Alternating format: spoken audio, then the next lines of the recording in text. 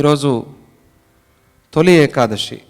మనం తెలుగు వాళ్ళకి చాలా ప్రియమైన రోజు, పవిత్రమైన రోజు. తొలి ఏకాదశి అంటారు, ప్రథమ ఏకాదశి అని కూడా పిలుస్తారు. దీన్ని శయన ఏకాదశి అని కూడా పిలుస్తారు. శయన ఏకాదశి అంటే శ్రీ మహావిష్ణువు నిద్రకి వెళ్ళే రోజు అని, యోగ నిద్రకి ఉపక్రమించే రోజు అని. ఆయన యోగ నిద్రకి వెళ్తూ ఈ జగత్తుని రక్షించే బాధ్యత ఎవరైతే చాతుర్మాస్య వ్రతాన్ని ఆచరణ చేస్తున్నారో వారి మీద పెట్టి వెళ్తాడు. అందువల్ల ఈ చాతుర్మాస్యంలో ఎక్కువగా అనుష్ఠానం, ఆ అనుష్ఠానానికి ఎక్కువగా ఫలం, దీన్ని భగవంతుడు ఏర్పాటు చేశాడు. చాతుర్మాస్యం అంటే 4 నెలలు. ఈ 4 నెలలు ఎవరైతే మంత్ర అనుష్ఠానం చేస్తున్నారో, ఎవరైతే సత్కర్మలు చేస్తున్నారో, ఎవరైతే మంచి పనులు చేస్తున్నారో, ఎవరైతే మంచి భావనతో మంచి ఆలోచనలు చేస్తున్నారో వాటికి అధికమైన ఫలాన్ని ఇస్తాను అని చెప్పి భగవంతుడు ఒక ఏర్పాటు చేశాడు. ఈ వర్షాకాలంలో మన సంచారం వల్ల జీవులన్నీ కూడా చచ్చిపోతాయి, వాటికి హింస కలుగుతుంది, వాటికి ఇబ్బంది కలుగుతుంది. అందుకనే సంచారాన్ని కొద్దిగా కట్టిపెట్టి తగ్గించి, పూర్వకాలంలో ఇంత వ్యవస్థ లేదు కదా, అప్పుడు అసలే సంచారం చేసేవారు కాదు. ఇప్పుడు సంచారాన్ని కొద్దిగా తగ్గించుకుని, ఎందుకంటే ఆ వర్షానికి ఆ వరదలకి రోడ్లు కూడా కొట్టుకుపోతున్నాయి. ఈ కాలంలో ప్రయాణం చేయడం మంచిది కూడా కాదు, అందరికీ తెలుసు. అలా రోడ్డు మీద నీళ్లు పోతూ ఉంటాయి, సాహసించి బళ్ళు వేసుకుని పోతూ ఉంటారు. ఆ బండే ఆ బస్సే కొట్టుకుపోతుంది. ఇటువంటి సాహసాలు ఈ వర్షాకాలంలో చేయకూడదు, అసలు ప్రయాణమే చేయకూడదు. మనకి హింస, మన వల్ల ఇతర ప్రాణులకి కూడా హింస. అందువల్ల ప్రయాణాన్ని తగ్గించి ఒకచోట ఉండి, వ్యాపారాన్ని తగ్గించి ఒకచోట ఉండి, వ్యాపారాన్ని నడవటం కూడా కష్టమే, అన్ని వ్యాపారాలు నడవు, వర్షం కదా, ఎప్పుడు వర్షం వస్తుందో తెలియదు. అందుకనే ఇంటి నుంచి ఎవరు బయటికే రారు. ఈ కారణంతో కూడా నువ్వు సంపాదించుకోవాల్సిందంతా ఈ 8 నెలల్లో సంపాదించేసుకో, ఈ 4 నెలలు ఆధ్యాత్మికంగా గడుపు అనేది ఒక వ్యవస్థ. ఎంత అద్భుతంగా ఉంది ఈ వ్యవస్థతో. ఈ స్ట్రెస్సులు, తలనొప్పులు, టెన్షన్స్ ఇవన్నీ దూరం అయిపోతాయి. కానీ ఈ కాలంలో పరిస్థితి వేరేగా ఉంది అనుకోండి, అది వేరే విషయం. అందరూ చేయలేకపోతున్నారు కాబట్టి యతులు, సన్యాసులు ఈ 4 నెలలు ఒక చోట ఉండటం కష్టం కాబట్టి ఒక పక్షాన్నే ఒక నెలగా భావన చేయటం అనే విధానం అథర్వవేదంలో చెప్పారు. కాబట్టి పక్షం అంటే 15 రోజులు, 4 పక్షాలని 4 నెలలుగా భావన చేసి చాతుర్మాస్య వ్రతాన్ని చేస్తారు. ఆ చాతుర్మాస్య వ్రతానికి ఆరంభం మొదటి రోజు ఈరోజు శయన ఏకాదశి, తొలి ఏకాదశి అని చెప్తారు. ఈరోజు శ్రీ మహావిష్ణువు యోగ నిద్రకి వెళ్తాడు కాబట్టి మనం మాటలు కట్టి పెట్టాలి అని. మన చుట్టూ ఉన్నాడు, మనలోనే ఉన్నాడు భగవంతుడు, పరమాత్మ. ఆయన లేని చోట లేదు. ఆయన నిద్రపోతున్నప్పుడు, ఆయన యోగ నిద్రలో ఉన్నప్పుడు, ఆయన ధ్యానంలో ఉన్నప్పుడు, స్వామిజీ వారు ధ్యానంలో ఉన్నారు అంటే ఏం చేస్తాం? మాట్లాడతాము మనం? నిశ్శబ్దంగా ఉంటాం. నిశ్శబ్దంగా ఉండండి, సద్గురు స్వామిజీ ధ్యానంలో ఉన్నారు అంటే, స్వామిజీ ముందున్నారు అంటే ఆయన కీర్తన చేయిస్తూ ఉంటే మనము కీర్తన చేయాలి. ఆయన నామం చెప్పిస్తుంటే మనము నామం చెప్పాలి. ఆయన మనకేదైనా ఉపదేశం చేస్తుంటే దాన్ని వినాలి. లేదా ఆయన మౌనంగా ధ్యానంలో ఉంటే మనము ధ్యానంలో ఉండాలి, మౌనంలో. అలా నారాయణుడు మౌనంలో ఉన్నాడు కాబట్టి ఈ 4 నెలలు మనం కూడా అధికమైన ప్రసంగాలు, అనవసరమైన మాటలు కట్టిపెట్టి ఎక్కువగా మంత్రానుష్ఠానం చేస్తే దాని ఫలం కూడా అధికంగా ఉంటుంది. ఎప్పుడు చేసినా మంత్రానికి ఫలం ఉంటుంది, కానీ ఈ 4 నెలలు చేస్తే దానికి విశేషమైన ఫలం అని శాస్త్రాలు చెప్తున్నాయి. శాస్త్రాల్ని, గురువుల వాక్యాల్ని నమ్మటం అనేది మన సంప్రదాయం. ఇలాగే ఎందుకు, అలాగే ఎందుకు అని ప్రశ్నించడం మానేసి ఈ సమయంలో ఎవరైతే అనుష్ఠానం చేస్తారో వారికి ఎక్కువగా ఫలం కలుగుతుంది. ఈ 4 నెలలు చేయకపోతే ఆషాఢమాసం, శ్రావణ మాసం, భాద్రపద పూర్ణిమ వరకు చాతుర్మాస్య వ్రతం. ఇక్కడ ఆహార నియమం అనేది చాలా ప్రధానం. ఆహార నియమాలు పాటిస్తూ, ఆ ఆహార నియమంతో ఆరోగ్యాన్ని పెంచుకుంటూ మనం ఆ ఆరోగ్యాన్ని మంచి పని కోసం ఉపయోగించటం, ఇది క్రమం. ఇంకా దీనికన్నా వేరే ఏమి లేదు, జీవితమే ఇది. ఈ క్రమంలో ఎవరైతే జీవితాన్ని సాగిస్తున్నారో వారికి శుభం జరుగుతుంది, మంచి జరుగుతుంది అని ఒక వేదవాక్యం చెప్తోంది. కాబట్టి దాన్ని మనం అనుసరించి ఈరోజు ప్రథమ ఏకాదశి, శయన ఏకాదశి, తొలి ఏకాదశి రోజు చాతుర్మాస్య వ్రతాన్ని ప్రారంభించుకుంటాం. అటువంటి ఈ చాతుర్మాస్య వ్రతారంభంలో ఈరోజు మనం యోగ వాసిష్టంలో ఒక గొప్ప ఘట్టాన్ని చెప్పుకోబోతున్నాం. నిన్న కొన్ని విషయాలు మనం చెప్పుకున్నాము.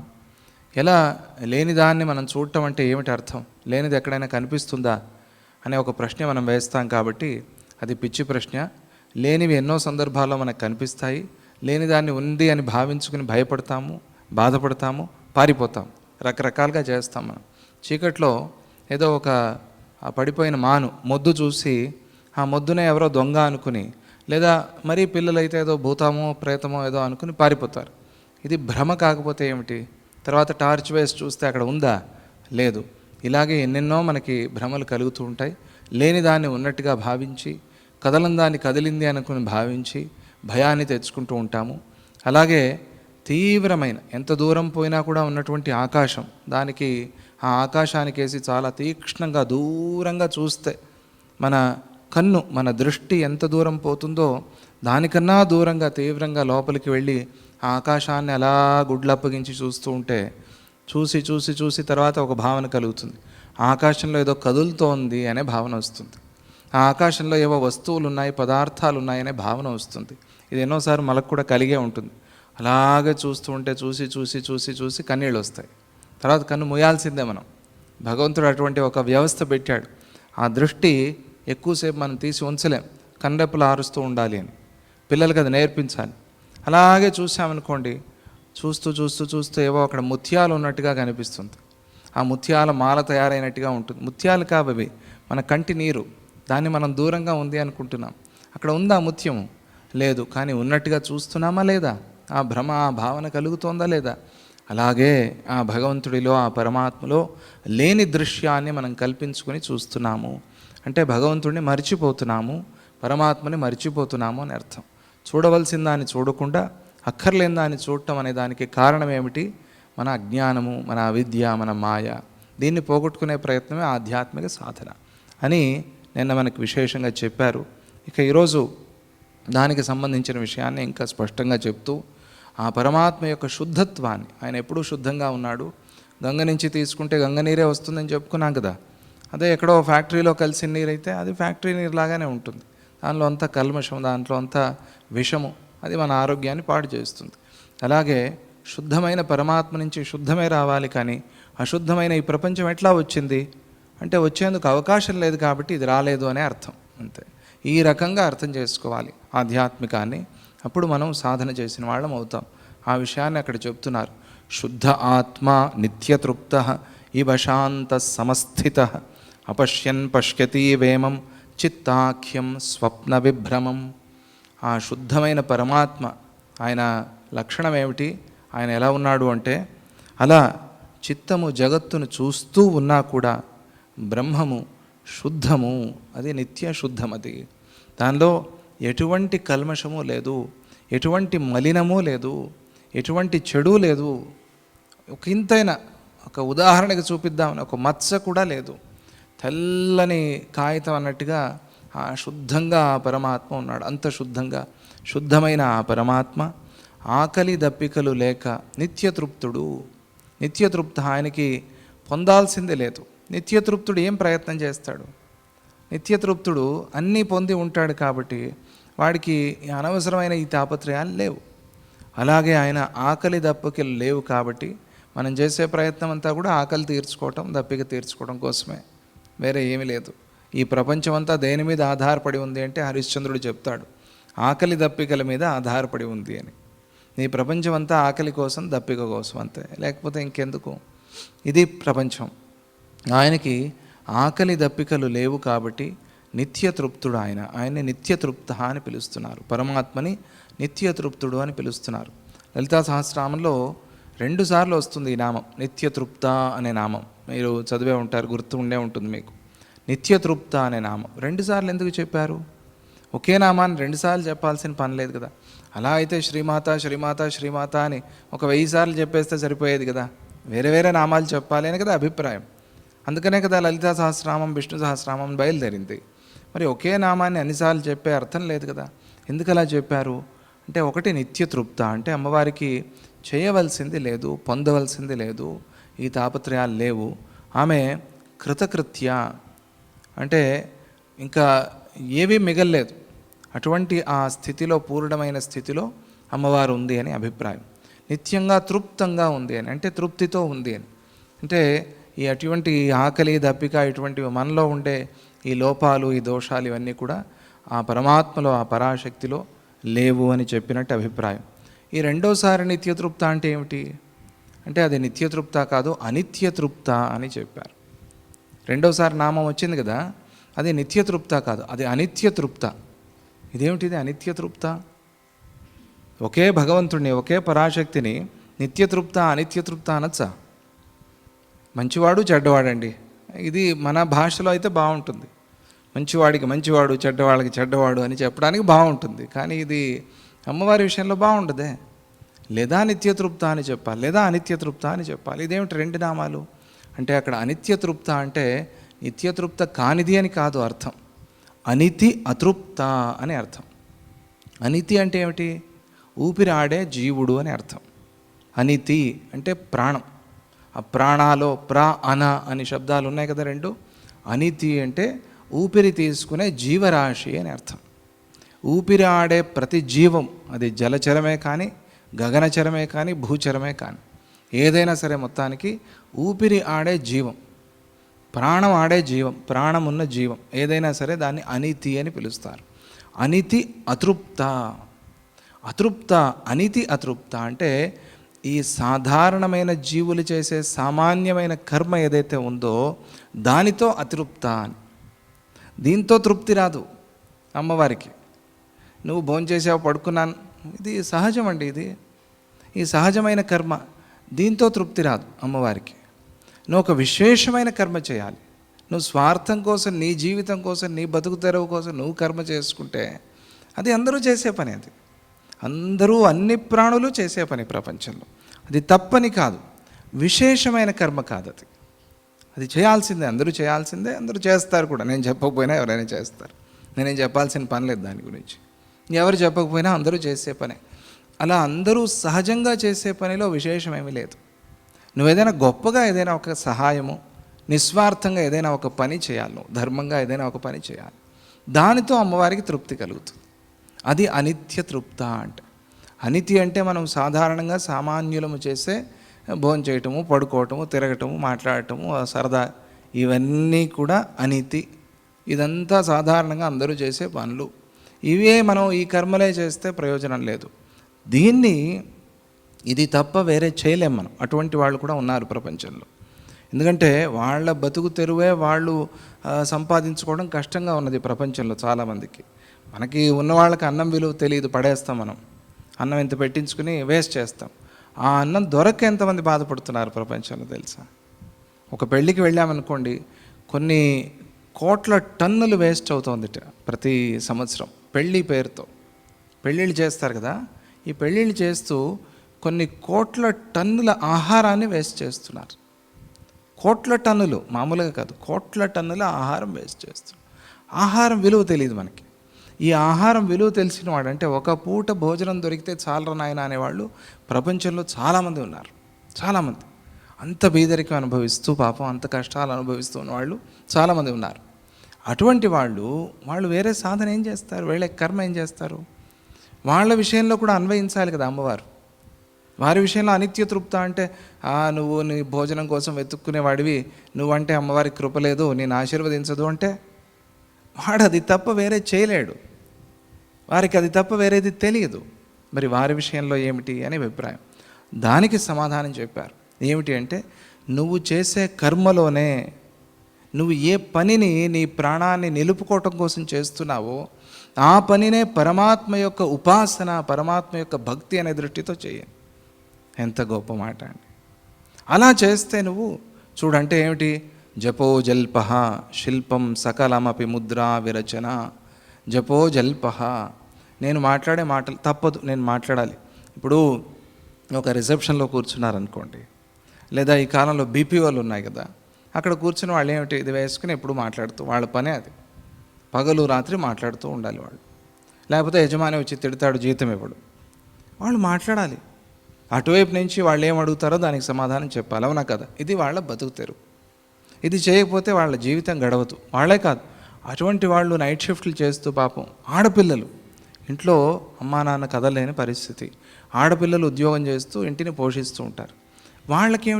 వాళ్ళకేమిటి గతి? వాళ్ళేం కూర్చొని మనలాగా టైం లేదు వాళ్ళకి. వాళ్ళు కూర్చొని మనలాగా మంత్రాలు అనుష్ఠానాలు చేయలేరు. వాళ్ళకేమిటి గతి? వాళ్ళేమి చాతుర్మాస్యాలు చేస్తారా? అవుతుందా వాళ్ళ వల్ల? కాదు, సాధ్యం లేదు. ఎందుకంటే పాపం వాళ్ళకి అటువంటి బాధ్యతలు ఉన్నాయి. మరి వాళ్ళ గతి ఏమిటి అంటే అక్కడ చెప్తారు, నువ్వు మాట్లాడే మాట, ఆ మాటలు అన్నీ అక్షరాలే కదా, అక్షరాలు తప్ప వేరేం లేదు కదా. మాట అంటే ఉన్న ఈ 51 అక్షరాలే కలిపి మాటలు కదా మనకి. అకారాది క్షకారాంతో ఉన్న అక్షరాలే కదా. నీ అక్షరాలే కదా వస్తున్నాయి, అన్ని మాటల్లో నీ అక్షరాలే కదా వస్తున్నాయి. నువ్వు మాట్లాడే ప్రతి మాట అమ్మవారి బీజాక్షరం అనుకో అంతే. నేను ఈరోజు ఎన్ని మాటలు మాట్లాడానో, నేను ఈరోజు ఎన్ని అక్షరాలు పలికానో, ఈ మాటలన్నీ అమ్మవారి మంత్రాలు, ఈ అక్షరాలన్నీ అమ్మవారి బీజాక్షరాలు అని మనసులో అనుకో. అలా అనుకుని పిచ్చి మాటలు మాట్లాడొద్దు, సమయం వ్యర్థం చేసుకోవద్దు. నీ జీవిక కోసం నువ్వు చేస్తున్నావే, అక్కడ కూర్చొని ఫోన్లో మాట్లాడుతున్నా, అది తప్పు లేదు. ఏదో సమయం దొరికింది కదా, ఊరికే పిచ్చాపాటి అర్థం లేకుండా మాట్లాడుతూ దాన్ని నువ్వు జపో జల్ప అనుకోకూడదు. ఆ సమయం నీకుంది కాబట్టి దాన్ని కూర్చొని జపమే చేయాలి, అనుష్ఠానమే చేయాలి, మంత్రమే చేయాలి. విడిగా మాట్లాడుతున్నావు అనుకో, స్వామిజీ అన్నారు ఎన్నోసార్లు, నేను దత్తుడితోనే మాట్లాడుతున్నా అనుకుంటాను, నాకు ఇదే అనుష్ఠానమే. ఒకసారి ప్రొద్దున్నుంచి అట్లా మధ్యాహ్నం కాసేపు విశ్రాంతి తప్ప సాయంత్రం రాత్రి వరకు మాట్లాడుతూనే ఉండాల్సి వచ్చింది. అంతా మాట్లాడిన తర్వాత స్వామిజీ వారు చెప్పారు లోపలికి వచ్చిన తర్వాత, నా చిన్నతనంలో, ప్రొద్దునుంచి మాట్లాడాను కదా, అనుష్ఠానానికే సమయం లేదు, మరి ఎలా చేశాను అనుకుంటున్నావు అంటే, తెలియదప్పాజీ మీరే చెప్పాలి. నేను దత్తుడితోనే మాట్లాడుతున్నాను అనుకుంటున్నాను అంతే. వచ్చింది ఎవరో భక్తులు కష్టం చెప్పుకున్నారు, సుఖం చెప్పుకున్నారు అని నేను అనుకోలేదు, దత్తుడితోనే మాట్లాడుతున్నాను. ఈ భావన మనలో రావాలి. సక్కుబాయి లాంటి వాళ్ళు చేసింది ఇదే సాధన. ఏ పని చేసినా కూడా ఆ పనిలో పరమాత్మని చూడటం. శిల్పం సకలమపి ముద్రా విరచన, చేసే ప్రతి పని ఉంది కదా, అది ముద్రా విరచన. అవి ముద్రలే, ఏదో పని మనం ఇది తీసి అక్కడ పెట్టడం, ఇవన్నీ కూడా ముద్రా విరచన. గతి ప్రాదక్షిణ్యక్రమణమశనాద్యాహుతి విధి. గతి, నేను అటు ఇటు తిరుగుతున్నాను, అక్కడికిడికి పోతున్నాను, వస్తున్నాను, ఇదంతా నీకు ప్రదక్షిణే. నువ్వు లేని చోటేది? అణువణువు నువ్వే ఉన్నావు. ఈ అణువుగా ఉన్న నీకే నేను ప్రదక్షిణ చేస్తున్నానంత. దేవస్థానానికి నేను చుట్టలేదు, విగ్రహానికి నేను చుట్టలేదు, కానీ ఈ అణువుకే నేను చుట్టాను. ఇదేమిటిది? గతి ప్రాదక్షిణ్యం. ఈ భావన చాలా ప్రధానం. క్రమణం అశనాద్యాహుతి విధి, ప్రాదక్షిణ్య క్రమణం అశనాద్యాహుతి విధి. నేను తింటున్నా, మరి తప్పదు. పాపం అర్ధరాత్రి పనిచేస్తూ అక్కడే తిని అక్కడే పడుకుంటారు. మీ ఇంటికి ఎప్పుడో వారానికి ఒకసారి వచ్చేవాళ్ళు కూడా ఉన్నారు, ఆఫీస్లోనే పడుకుని. వాళ్ళు ఏమిటి గతి? వాళ్ళు ఏం చేయాలి? రోజులో 2 గంటలు 3 గంటలు వాళ్ళకి నిద్ర. అటువంటి వాళ్ళు గతి ప్రాదక్షిణ్య క్రమణమశనాద్యాహుతి విధి ప్రణామ సంవేష సుఖమఖిలమాత్మార్పణ దృశ. నిద్ర, నేను నిద్రపోతున్నానే పడుకుని, ఇది నీకు నమస్కారం, నమస్కారం అనుకుని నిద్రపోతున్నా, సాష్టాంగ నమస్కారం. భావన, భక్తి ప్రధానం అని చెప్తారే, భావన ప్రధానం. నీ భావాన్ని తీసుకుంటాడు భగవంతుడు, అంతేగాని నీ కర్మని కాదు తీసుకునేది. నీ భావం, నీ కర్మలో ఎంత భావశుద్ధి ఉంది అని దాన్ని భగవంతుడు తీసుకుంటాడు. అది ఎసెన్స్. అది అంటే మనం పిండగా వచ్చిన ఆ రసంలోని ఆ రసం, ఏది ప్రధానమైన రసం ఉందో, మందు తయారు చేసేప్పుడు దాన్ని తీస్తారు ఆయుర్వేదాలు, అలా పాకం చేసి చేసి చేసి ఇంత వస్తుంది దాంట్లో, అది మందు. అలా నీలో ఉన్న భావాన్ని తీసుకుంటాడు, అది ప్రధానమైనది. అలా నిత్యతృప్త అన్నప్పుడు అది గుర్తు వచ్చింది. అనిత్యతృప్త అని ఎందుకంటున్నాం, నిత్యతృప్త అని ఎందుకంటున్నాము? అనిత్యతృప్త అనే పేరు కూడా అమ్మవారికి అలా అన్వయిస్తుంది. అందువల్ల మనం చేసే సామాన్య కర్మలు, ఈ సామాన్య కర్మలు కూడా అమ్మవారి ఉపాసనే అనే భక్తి మార్గంలో చూసి చేసినప్పుడు ఈ సామాన్య కర్మలు కూడా ఫలాన్ని ఇస్తాయి. విశేషమైన కర్మ చేసే అవకాశం మనకు ఉన్నప్పుడు, ధర్మాచరణ చేసే అవకాశాన్ని భగవంతుడు మనకి ఇచ్చినప్పుడు అవన్నీ చేయాల్సిందే తప్పకుండా. ఎటువంటి వాళ్ళైనా సరే కొన్ని పండుగలు సెలవు పెట్టి అయినా సరే తప్పదు, ఈ పండుగలు ఆచరణ చేయాలి అని ఎందుకు పెట్టారు అంటే భగవంతుడిని గుర్తు చేసుకోవడం కోసం. ఆ సమయంలో మన వల్ల, మన ద్వారా ఏదో ఒక మంచి పని జరిగితే నిస్వార్థంగా దాన్ని భగవంతుడు సంతోషించి తీసుకుంటాడు. అందుకోసం పండగలు, పబ్బాలు. ఆ రహస్యాన్ని మనం ఇక్కడ గుర్తు చేసుకుంటూ, ఆ నిత్యతృప్తము శాంత స్వభావంతో ప్రకాశిస్తూ ఉన్న ఆ పరమాత్మ చైతన్యము దేనిని కూడా పరమార్థ భావంలో చూడటం లేదు. పరమార్థ భావంతో చూసినప్పుడు, పారమార్థికంగా చూసినప్పుడు, పారమార్థికంగా అంటే అది నువ్వు భావనతో చూడాల్సింది. పారమార్థికంగా చూసినప్పుడు ఆ చైతన్యానికి ఏ సంగము లేదు. అది దేన్ని కూడా చూడటం లేదు, చూసినా కూడా చూడటం లేదు. అది వ్యావహారిక భావంలో చూసినప్పుడు, అది వ్యవహార దృష్టితో మనం చూసినప్పుడు, లౌకికంగా దాన్ని చూసినప్పుడు అది స్వమాయారచితమైన ఈ చిత్తభ్రమ అయిన జగత్తును అనుభవిస్తోంది. ఈ జగత్తుని ఎవరు రచించారు అంటే తన మాయే రచించింది. తనలో ఉన్న మాయే రచించిన ఈ జగత్తుని తాను అనుభవిస్తున్నట్టుగా ఆ పరమాత్మ చైతన్యం ఉన్నాడు. మనందరి రూపంలోనూ ఈ జగత్తుని ఆయన అనుభవిస్తున్నట్టుగా ఉన్నాడు. ఆయన మాయతోనే రచన అయిన ఈ జగత్తుని ఆయన మన రూపంలో అనుభవిస్తున్నట్టుగా ఉన్నాడు. కానీ ఆయనలో ఏ వికారము లేదు. ఉన్నవాడు ఆ పరమాత్మ వస్తువు ఒకటే, ఆ పరమాత్మ చైతన్యం ఒకటే అని చెబితే దానికి అర్థమేమైంది అంటే ఈ జీవ ఉత్పత్తి అనేది భ్రమ. నేను పడిపోయాను, నేను జారిపోయాను, నేను అల్పుణ్ణి అనుకునేది ఒక భ్రమ, భయము. ఆ భ్రమ వల్ల ఆ భయం కలిగింది. ఆ భ్రమని, ఆ భయాన్ని పోగొట్టుకున్నప్పుడు మనలో ఉన్న చైతన్యం మనకి తెలియకుండానే బయటికి వస్తుంది. ఆ చైతన్యమే అంతా నిండినప్పుడు, ఆ శుద్ధ ఆత్మ చైతన్యాన్ని మనం అంతా దర్శించినప్పుడు అది అఖండమైన శక్తి, అనంతమైన శక్తి అవుతుంది. అలా ఆ సాధన ఉపాయం కూడా ఇందులో మనకి దర్శనమిస్తుంది. సంసృతిర్జాగ్రదిత్యుక్తం స్వప్నం విదురహంకృతిం చిత్తం సుషుప్త భావస్యాత్ చిన్మాత్రం తుర్యముచ్యతే. ఇక శ్రీరాములు వారు కొన్ని ప్రశ్నలు అడిగారు, వాటికి సమాధానం చెప్పారు వశిష్ఠ మహర్షి. ఇప్పుడు సందర్భం వచ్చింది కాబట్టి ఇంకా కొన్ని పదాలు, ఇంకా కొన్ని శబ్దాలు ఎందుకు పుట్టాయి, వాటి అర్థం ఏమిటి అని వశిష్ఠుల వారు చెబుతున్నారు.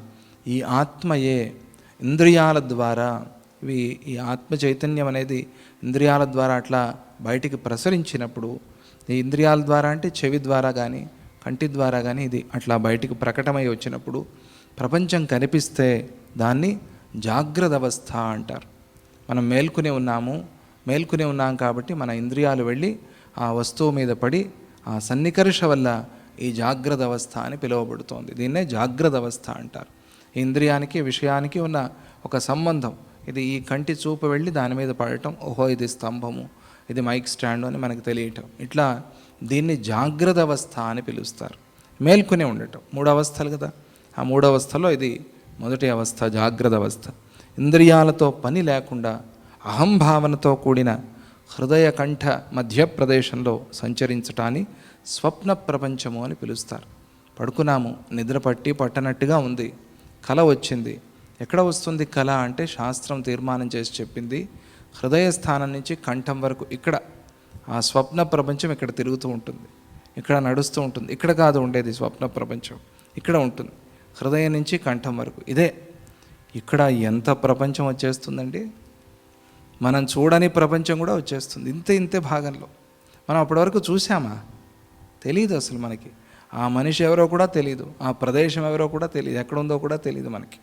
మనం చూడనివి ఏదో ఎప్పుడో ఊహించాము, కొన్నిసార్లు ఊహించనివి కూడా వస్తాయి, మనం అనుకోనివి కూడా మన కల్లో వస్తాయి.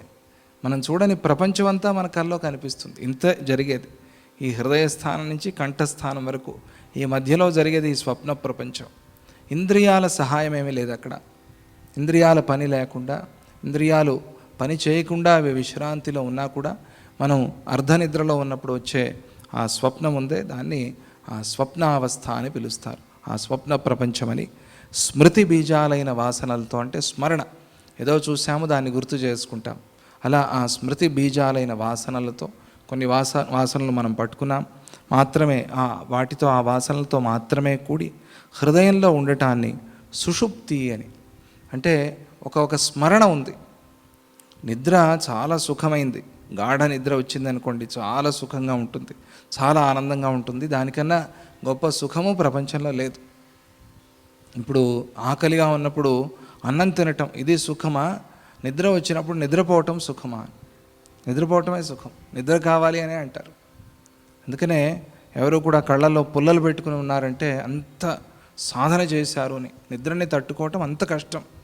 జన్మానికి ఒక శివరాత్రి అంటారు కదా, ఆ శివరాత్రిని ఒక జన్మకి ఒక శివరాత్రి చేసినా కూడా, మేల్కొని ఉన్నా కూడా ఎంతో గొప్ప సాధన చేసినట్టు. మనం అదేమిటో తెలియదు, శివరాత్రి రోజు 8ంటికే నిద్రపోతాం, ఏకాదశి రోజు తెల్లవారుజామునే ఆకలి వేస్తుంది. ఇదేమిటి? ప్రతిరోజు మామూలుగా 10 అయినా కూడా వీడు టిఫిన్ చేయడు, అటువంటి వాడికి తెల్లవారుజాము లేస్తూనే ఆకలి, ఏకాదశి ఈరోజు అని. అంటే మైండ్ అట్లా మనల్ని లాక్కి వెళ్తుందేమో, అది విచిత్రం. అది ఏంటి ఈరోజు శివరాత్రి అంటే జాగారం చేయాలి అనుకుని సాయంత్రం బాగా హాయిగా స్నానం చేశాము, బొట్టు గిట్టు పెట్టుకుని రెడీ అయిపోయాము. చూస్తే 8ంటికి నిద్ర వస్తుంది. చూసాము, టైం చూసాము, చాలా అయిపోయిందేమో, 1 గంట 2 అయిందేమో, నిద్ర వస్తుంది. లేదు, ఇంకా 7:30 8. ఇదేమిటో విచిత్రం. అంతే, అట్లాగే ఉంటుంది. శివరాత్రి కదా ఆ రోజు, స్పెషల్ కాబట్టి ముందే నిద్ర వచ్చింది. అట్లా కాకూడదు. నిద్రని తట్టుకోవటం అనేది చాలా కష్టం. కాబట్టి ఆ రోజు ఒక్కరోజైనా కూడా నామస్మరణ చేస్తూ, సద్గురువు దర్శనం చేసుకుంటూ, శివాభిషేకం చేస్తూ ఉంటే చాలా కావాలి సైంటిఫిక్గా కూడా అని చెప్తారు. మన శరీరానికి అలా ఒకరోజు పార్టీతో మేల్కొని ఉండటం కాకుండా మంచి పార్టీ అంటే ఎవరు? మనకి సద్గురువు. ఆ సద్గురువు సన్నిధి, పార్టీ అంటే సన్నిధి అని అర్థం. ఆ సద్గురువు సన్నిధిలో ఉండటం శివరాత్రి రోజు. పార్టీలో మేల్కొని ఉండటం కాదు, శరీరం శ్రమ అయిపోతుంది. అలా చాలామంది శివరాత్రులు చేస్తారు. నెలకోటో వారానికోటో శివరాత్రులు చేసేవాళ్ళు చాలామంది ఉన్నారు ప్రపంచంలో. ఆరోగ్యాలు పాడు చేసుకుంటారు. అది శివరాత్రి కాదు, అది శివనామస్మరణ, శివభావన ఉన్నది శివరాత్రి. మంచి మంగళమైన రాత్రి అది అని, మంగళాన్ని చేకూర్చే రాత్రి అని, ఆ మంగళ భావనలు చేసే రాత్రి అది జన్మానికి ఒకటి శివరాత్రి అని చెప్తారు. అది కారణం. నిద్ర అనేది ఆ నిద్రలో చాలా ఆనందంగా నిద్రపోయాం. లేస్తూ ఉండగానే ఎవరైనా వచ్చి గుర్తు చేయాలండి మన పేరు? అవసరమా? లేదు. నా పేరు ఇది ఫలానా అని ఎవరైనా గుర్తు చేసుకుంటారండి? ఒక అలారం పెట్టుకుని వెంటనే లేవగానే ఒక బోర్డు పెట్టుకుని అమ్మయ్య నేను సుబ్బయ్యని అని గుర్తు చేసుకుని ఎవరైనా? లేదు. వాసన మాత్రమే అక్కడ మిగిలి ఉంది, స్మృతి మాత్రమే అక్కడ మిగిలి ఉంది, స్మరణ మాత్రమే అక్కడ మిగిలి ఉంది. ఇంద్రియాలు అన్నారు, ఇంద్రియాలు లేవు, ఇంద్రియాలు కూడా నిద్రపోయాయి. స్మరణ మాత్రమే, ఆ మనస్సు కూడా లయించిపోయి ఆ చిన్నగా ఆ స్మృతి స్మరణ మాత్రమే మిగిలింది, ఆ వాసన మాత్రమే మిగిలింది. దాంతో హృదయంలో ఉండటాన్ని సుషుప్తి అంటారు. ఎక్కడున్నాడు వీడు వెళ్ళి అంటే రూమ్లో ఉన్నాం మనం. సరే, శరీరం రూమ్లో ఉంది, మనం ఎక్కడున్నాము? నిద్రపోయినప్పుడు మనం మన హృదయంలో ఉన్నాం. మన హృదయంలో పోయి నిద్రపోయాం. అక్కడ ఒక గది ఉంది, ఆ గదిలోకి వెళ్ళి తలుపేసి నిద్రపోయాం మనం. అక్కడ నిద్రపోనంత వరకు నిద్ర రాలే మనకి. అది పూర్తి నిద్ర కాదు, ఊరికే పడుకున్నాం అంతే. పడుకుని ఉండటం వేరు, నిద్ర రావటం వేరు. హృదయంలోకి వెళ్ళి, ఆ గదిలోకి వెళ్ళి నువ్వు పడుకుంటే నిద్ర వచ్చినట్టు లెక్క. ఆ హృదయంలో ఉండటాన్ని, దాన్ని సుషుప్తి అని పిలుస్తారు. ఈ 3 అవస్థల్ని దాటి ఉండే ఒక అవస్థ ఉంది. అంటే వాళ్ళు అట్లాగే కూర్చుని ఉన్నారు, పడుకున్నట్టుగా ఉన్నారు, కానీ పడుకోలే. అలా ఉండి మనస్సుకి శరీరానికి ఉన్న బంధం తెగిపోయింది కాబట్టి పడిపోయారు. మనం ఇట్లా కూర్చొని ఉన్నాము ఎందుకు అంటే మన మనస్సు పట్టి ఉంచింది శరీరాన్ని, పడిపోకుండా పట్టి ఉంచింది. తర్వాత లేవంగానే నిద్ర కూడా అంతే, లేకపోతే పడిపోవాలి మనం దొర్లి. అలా పడలే. స్వప్నంలో అవి ఇవి కళలు వచ్చినప్పుడు భయంతో దొర్లి పడిపోతారు కొంతమంది పిల్లలు. పెద్దలు కూడా అలాగే చేస్తాం, అమ్మో అనే ఉలిక్కి పడతారు అప్పుడు. కానీ అలా పడకుండా ఉన్నామంటే మనస్సు పట్టి ఉంచింది. అక్కడ మనస్సు కూడా లయించిపోయింది ధ్యానంలో, ఆ ధ్యాన స్థితి. ఈ 3 అవస్థల్ని దాటి ఉన్న స్థితి ఒకటి ఉంది, దాన్ని తుర్యం అని పిలుస్తారు. అది 4వ స్థితి. ఈ 4వ స్థితి సహజంగా రావాలి మనకి అని. సహజంగా రావటాన్ని ఆధ్యాత్మిక సాధన అంటారు. 4వ స్థితి ఇది మనం చేసే సాధన వల్ల వస్తుంది, యోగాభ్యాసం వల్ల వస్తుంది, మనం చేసే ధ్యానం వల్ల వస్తుంది. అది నిద్రలోనే ఇంత సుఖం ఉంటే ఆ ధ్యానంలో ఇంకెంత సుఖం ఉండాలి. ఆ ధ్యానం చేసిన వాళ్ళు అసలు నిద్రపోవాల్సిన పని లేదట. అటువంటి శక్తి ఉంది దానికి. అంటే మీరు ఇది ఒకటి తినండి చాలు, ఇంకా ఆకలి వేయదు మీకు అని చాలా పదార్థాలు ఇస్తారు. అలాగే కొన్ని పదార్థాలు తిన్నప్పుడు మనకు ఆకలి కూడా వేయదు. ఇప్పుడు సంగటి అని చేస్తారు, మీకు తెలుసా? రాగి ముద్ద అంటారు.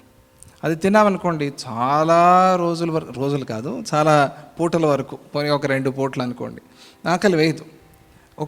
ఒక సంగటి తింటే 2 రోజులు కూడా ఉండొచ్చు, అంత శక్తి మనకి అది ఇస్తుంది. ఆకలి వేయదు కూడా.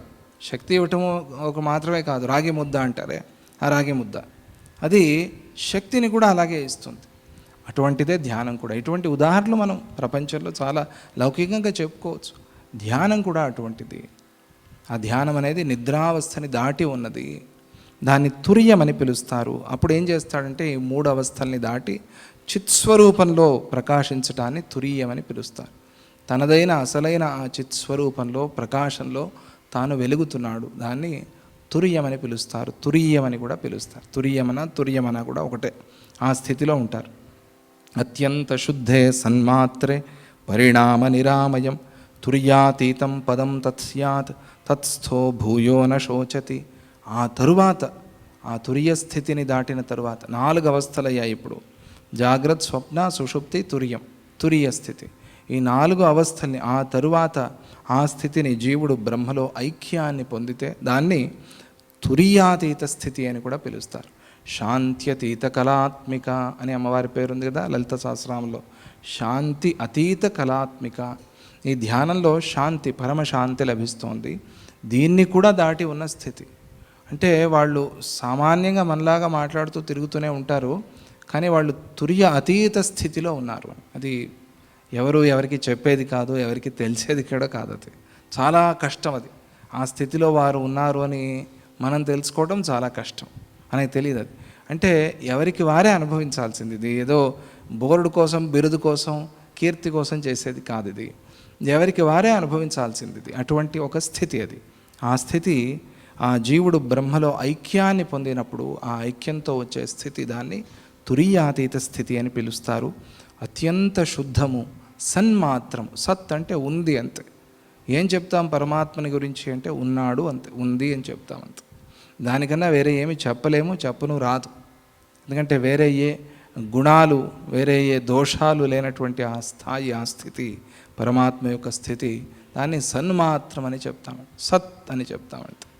అందుకనే చాలా సందర్భాల్లో ఇది సత్ అనే పదం, సత్పురుషుడు, సత్సంగము, సదాలోచన, సత్కర్మ, ఇలా సత్ సత్ సత్ అని భగవద్గీతలో ఈ సత్తుని గురించి, తత్ సత్, వీటి గురించి చాలా విశేషంగా చర్చ చేసి చెప్పాడు గీతాచార్యుడు కృష్ణ పరమాత్మ. సన్మాత్రము, నిరామయము అయిన ఆ పరమపదాన్ని పొందిన తరువాత శోక దుఃఖాలకు అవన్నీ కూడా సమూలంగా నశించిపోతాయి. శోకము, దుఃఖము సమూలంగా నశిస్తాయి. ఇంకేం కావాలి? మనం ఏది చేసినా దానికోసమే కదా. దుఃఖం పోవాలి, సుఖం కావాలి.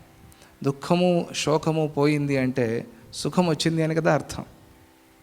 లేదండి ఇది పోవాలి, అది కావాలి. ఇది సాధారణంగా మనం అడిగే ఒక విధానం, పద్ధతి. ఇది పోవాలి, ఈ దుఃఖం పోవాలి, ఆ సుఖం కావాలి.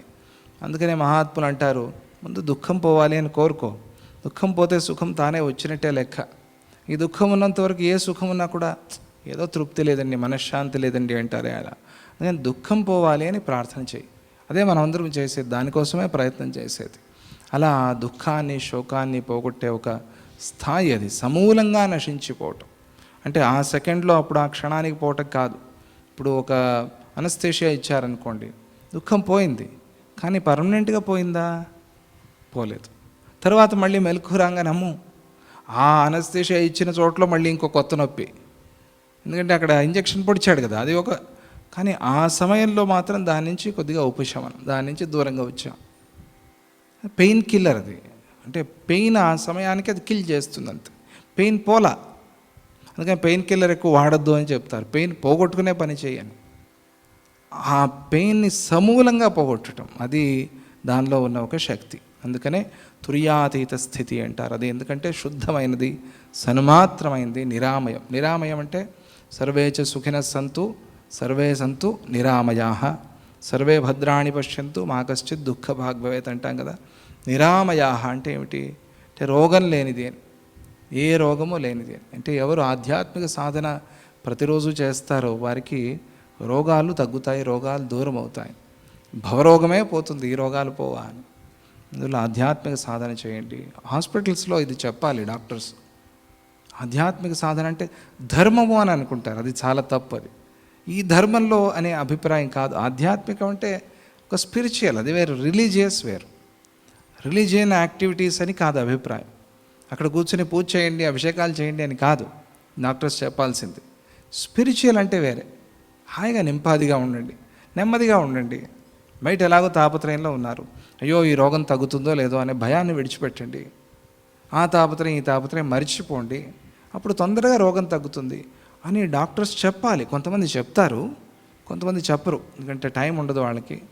చెప్తే మళ్ళీ ఏమైనా వీళ్ళు అరెస్ట్ చేస్తారేమో. రిలీజియస్ కాదు అది, ధర్మం కాదు, ధర్మ విషయం కాదు మనం అక్కడ చెప్తుంది. వాళ్ళకి పోనీ ఏదైనా ధర్మ విషయంలో ఏదైనా శ్రద్ధ ఉందనుకోండి, అది తప్పేం లేదు. హనుమాన్ చాలీసా చేసుకోండి నేను చెప్పడం తప్పేముందండి. అక్కడ కూర్చొని మళ్ళీ తాపత్రయాలతో రోగం తగ్గకుండా ఇబ్బంది పడే బదులు హనుమాన్ చాలీసా చేయొచ్చు కదా. అక్కడ ఉన్న వాళ్ళకి మనము చెప్పొచ్చు కదా, ఆ పేషెంట్స్కి.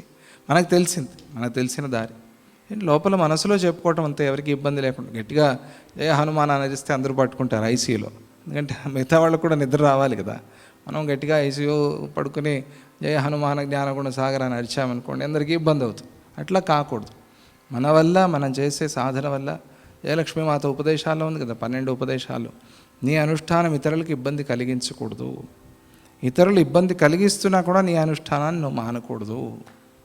దానిలో అంతా ఉంది సందేశం, ఉపదేశం అంతా ఉంది. ఇంట్లో కూడా అలాగే ఉండాలి. అప్పుడు నీ సాధనకి నువ్వు దూరం కావు, నీ సాధన నువ్వు చేసిన వాడివి అవుతావు. అది ఉన్న విశేషం. ఆ తుర్యాతీత స్థితి, అది ఆ స్థితి శుద్ధమైనది, నిరామయమైనది. అంటే అక్కడ ఏ రోగము లేదు, అంటే జనన మరణాలే లేని స్థితిలో రోగాలు ఎక్కడి నుంచి వస్తాయి అనే ఒక అభిప్రాయం. ఇక ఉపనిషత్తుల్లో తజ్జలానితి శాంత ఉపాసీత అనే ఒక మాట ఉంది. అక్కడి నుంచి అంతా పుట్టింది, అక్కడే అంతా లయమవుతోంది అనే భావనతో శాంత ఉపాసీత, శాంత చిత్తుడివై ఈ అలజడి వదిలేసి ఉపాసన చెయ్యి అనే మాట ఉంది. దాన్ని ఉపదేశం చేస్తున్నారు. తస్మిన్ సర్వముదేతీదం తస్మిన్నేవ ప్రలీయతే నచేదం నచ తత్రేదం దృష్టౌ ముక్తావలీయథ. మహావాక్యాలని ఉంటాయని చెప్పాను మీకు. మహావాక్యాలు అంటే అవి రాసి పెట్టుకుని గుర్తు చేసుకోవాల్సిన వాక్యాలు. అంటే అన్ని వాక్యాలే, అవన్నీ మంచి వాక్యాలే, కానీ ఇవి మహావాక్యాలు. అంటే మనకి సద్గురువు మనల్ని కూర్చోబెట్టి ఏది మనకు ఉపదేశం చేశారో, వైయక్తికంగా మనకి సద్గురువుకి శిష్యుడికి జరిగిన ఆ సంవాదం, అది నీకు మహావాక్యం. అది చాలా ఉపదేశాలు జరుగుతూ ఉంటాయి, చెప్తూ ఉంటారు, అవన్నీ మనం వింటూ ఉంటాం. అవన్నీ గురువు వాక్యాలు. మనకి ప్రత్యేకంగా ఒక ఉపదేశం, అది మహావాక్యం. అలాగే ఈ మహావాక్యం అనేది మనం గుర్తుంచుకోవాల్సింది, మనం రాసిపెట్టుకోవాల్సింది, మనం సాధన చేయాల్సింది. అటువంటి మహావాక్యం. అన్నీ గొప్ప విషయాలే, గొప్ప మాటలే, కానీ ఇటువంటివి గుర్తుపెట్టుకుంటే, ఒక పిల్లలు నడుస్తున్నప్పుడు, మెట్లు ఎక్కుతున్నప్పుడు జంప్ చేస్తారు, లేదా మెట్లు దిగుతున్నప్పుడు 2-3 మెట్లు ఒకేసారి జంప్ చేస్తారు. అట్లా మనం తొందరగా ఈ మహావాక్యాన్ని పట్టుకుని 2-3 మెట్లు దాటి వెళ్ళగలం. అంటే 1000 మెట్లు ఉన్నాయనుకోండి, 500 మెట్లతోనే మనం చేరిపోగలం. అలా మనల్ని తొందరగా చేర్చే మహావాక్యాలు ఇవి అని.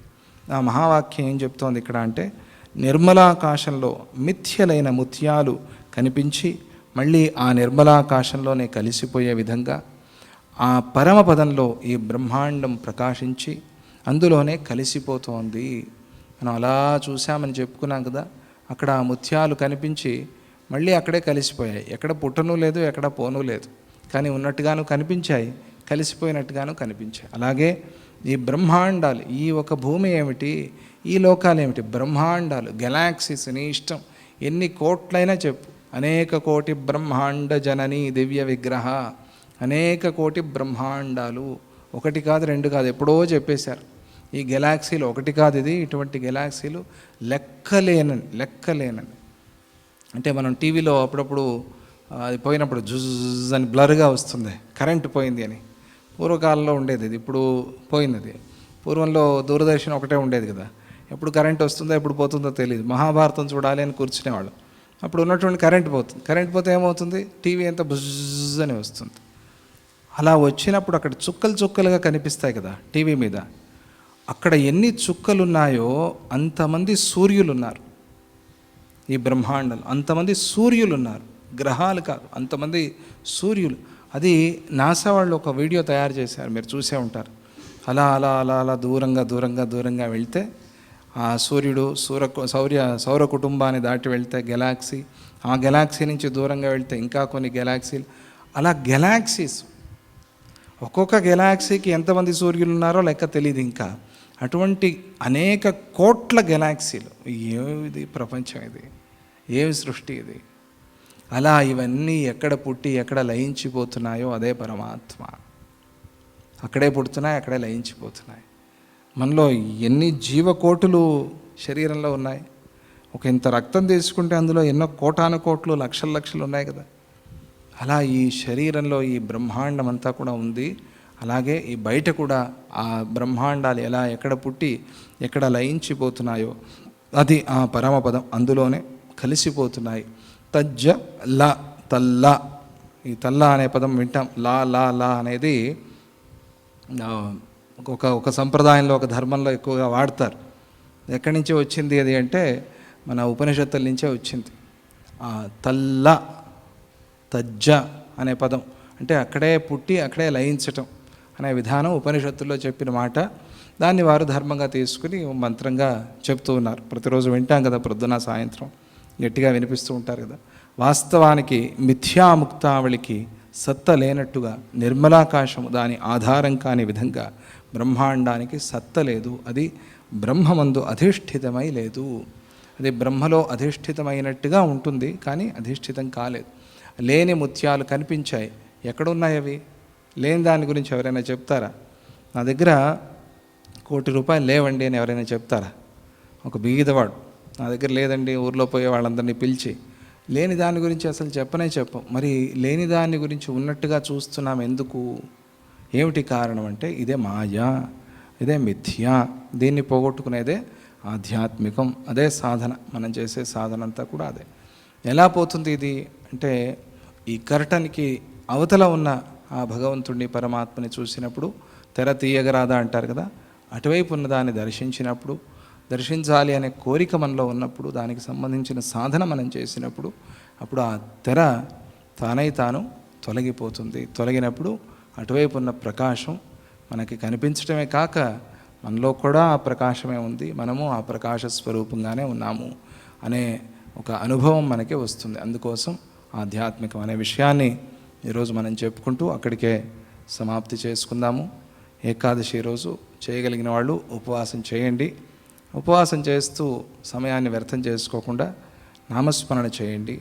ఎందుకంటే ఈరోజు ఎక్కువగా కర్మలు అంటే పనులు పెట్టుకోకూడదు. ఏకాదశి రోజు ఎక్కువగా ఇవన్నీ పెట్టుకుంటే, పూజలు కూడా ఎక్కువగా పెడితే శరీరం అలసిపోతుంది. అందుకనే మౌనం, ఆ మౌనంతో పాటుగా మంత్రానుష్ఠానం, ఇవే ప్రధానంగా చెప్పారు. ఏకాదశి రోజు మనస్సుని తీసుకువెళ్ళి భగవంతుడి దగ్గర ఉంచటం. ఉపవాసం, ఉపసమీపే వాసః, దగ్గరగా భగవంతుడికి దగ్గరగా, సద్గురువుకి దగ్గరగా మన ఆలోచనలు ఉండటం, దాన్ని ఉపవాసము అని పిలుస్తారు. అటువంటి సాధన మీరందరూ కూడా చేయండి. మీకందరికీ సద్గురు కృప పరిపూర్ణంగా కలగాలి అని చెప్తూ, ఎవరైతే చాతుర్మాస్య వ్రతాన్ని ఆరంభించాలి అని అనుకుంటున్నారో ఈరోజు నుంచి, వారికి కూడా నిర్విఘ్నంగా ఎటువంటి భయాలు, ఇబ్బందులు, ఆరోగ్య సమస్యలు లేకుండా చాతుర్మాస్య వ్రతం జరిగే విధంగా ఆ భగవంతుడు అనుగ్రహించాలి అని చెప్తూ, జై గురుదత్త, శ్రీ గురుదత్త. ఓం శాంతి శాంతి శాంతి.